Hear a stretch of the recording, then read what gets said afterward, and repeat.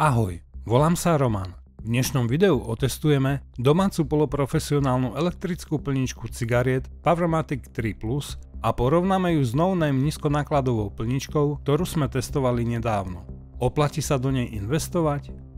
Toto video neslúži ako propagácia fajčenia, video má výlučne informačný charakter a je určené pre dospelých fajčiarov, ktorí hľadajú lacnejšiu alternatívu k bežne predávaným cigaretám. Výber domácej profi plničky cigariet. Po asi 2 týždňoch hľadania a komunikácie s predajcami som sa rozhodoval medzi dvomi modelmi Haugmatic HK3 Plus a Powermatic 3 Plus.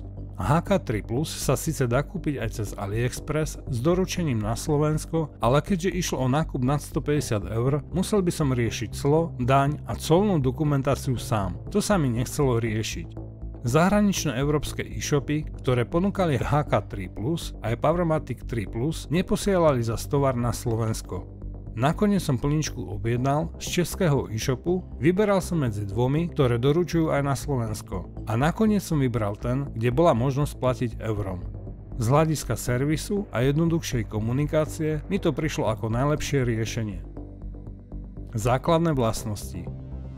Spoon-feed mechanizmus pre kvalitné a rýchle plnenie, hmotnosť do 3 kg, napájanie 220 V, prekvapivo veľmi kompaktné rozmery 26x15x14 cm, kompatibilné s dutinkami King Size a 100 mm, 3 úrovne nastavenia hustoty tabaku a veľký zásobník na tabak. Obsah balenia. V balení nájdete obrázkový manuál, sadu na čistenie, náhradné gumičky držiaka dutiniek, napájací kábel a elektrickú plničku Powermatic 3 Plus. Ako budeme testovať? Cieľom je vyrobiť zo 120 gramového tabaku čo najviac cigariet a za čo najkratší čas.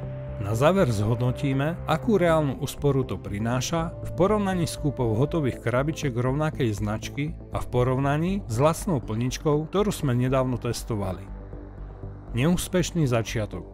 Aby som bol úprimný, moje prvé pokusy neboli veľmi úspešné. Napriek tomu, že som kúpil značkový tabak, takmer po každom naplnení vyskočila hláška prázdneho zásobníka, aj keď nebol prázdny. Skúšal som tabak jemne navlhčiť, ako som sa dočítal na fórach, ale výsledok bol ešte horší. Nakoniec som si všimol drobné upozornenie v nemčine priamo na priehľadnej etikete zásobníka, kde sa píše: vyhýbajte sa jemne a dlho rezanému tabaku. Úprimne, ani som si nebol istý, čo to presne znamená, keďže v našich trafikách iný tabak na výber nebol. Skúšal som ho teda trochu nastrihať, ale s bežnými nožnicami to moc nešlo. Nakoniec som siahol po trimovacích nožniciach, ktoré používame na strihanie nášho psa. A zrazu plnička fungovala bez problémov. Odtedy nový tabak vždy po naplnení trochu pritrimujem. Tu si dovolím jedno veľké mínus pre výrobcu aj pre všetkých, ktorí o plničke robili videá a nikto tento problém nespomína. Všetci ukazujú len rýchlosť plnenia, ale nikto nehovorí o tom, čo sa stane, keď tabak nie je vhodný. Potom máte pocit, že ste kúpili drahý stroj, ktorý nefunguje a pritom stačí len jemne nastrihať tabak. Priebeh plnenia. Potom, ako som sa vžil s tabakom a plničkou, bol priebeh plynulý. Prvých 100 cigariet mám hotových približne po 26 minútach. Keďže kvôli kamere nemôžem sledovať úbytok tabaku a dutinky sa mi z väčšej vzdialenosti horšie nasadzujú, verím, že výsledok za normálnych okolností by bol ešte svížnejší.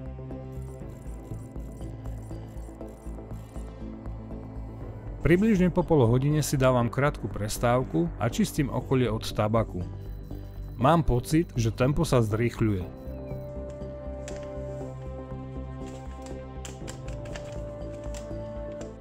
Posledné trimovanie. Je 43. minúta a zásobník je prázdny. Mali by sme mať vyrobených 169 cigariet.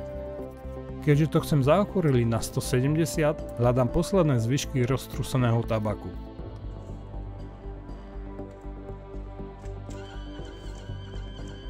A presne v 45. minúte nám vypadne posledná cigareta.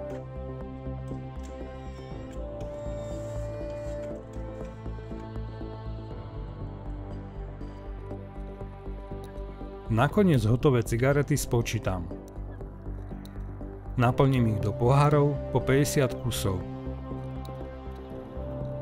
Ako vidíte, vyrobili sme celkom 170 cigariet zo 120 gramového tabaku za 45 minút.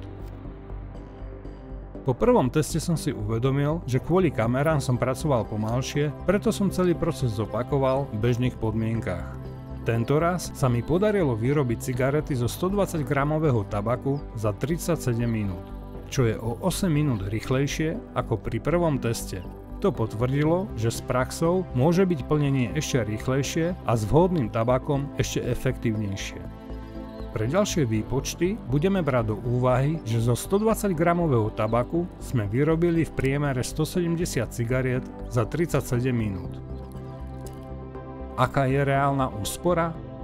Krabička rovnakej značky stojí 5,50. My sme ju dokázali vyrobiť za 3 € aj 6 centov. To znamená, že reálna úspora na krabičke je približne 2,44 €. Ak fajčiar vyfajčí denne jednu krabičku, ušetrí tak 73 € za mesiac a 876 € za rok. Fajčiar, ktorý vyfajčí denne dve krabičky, ušetrí tak 146 € za mesiac a 1752 € za rok. A fajčiar, ktorý vyfajčí denne 3 krabičky, ušetrí tak 219,60 € za mesiac a 2628 € za rok. Rozdiel medzi Powermatic 3 Plus a No Name za 30 €. Rozdiely medzi touto poloprofesionálnou domácou plničkou a základnou plničkou, ktorú sme testovali nedávno, sú obrovské. Úspora tabaku. Z tabaku rovnakej značky dokáže Powermatic 3 Plus vyrobiť až 170 cigariet, zatiaľ čo No Name plnička len 150. To znamená, že s výkonnejšou plničkou sme plnohodnotne na jednu cigaretu využili približne 0,7 g tabaku, zatiaľ čo pri menej výkonnej to bolo 0,8 g tabaku. Úspora času. Úspora času je z môjho pohľadu najpodstatnejší rozdiel. Pri lacnej plničke čas plynul veľmi pomaly. Z Powermatic 3 Plus dokážeme jeden kartón vyrobiť asi za 45 minút, zatiaľ čo s testovanou No Name plničkou by nám to trvalo až 2 hodiny. Kvalita plnenia.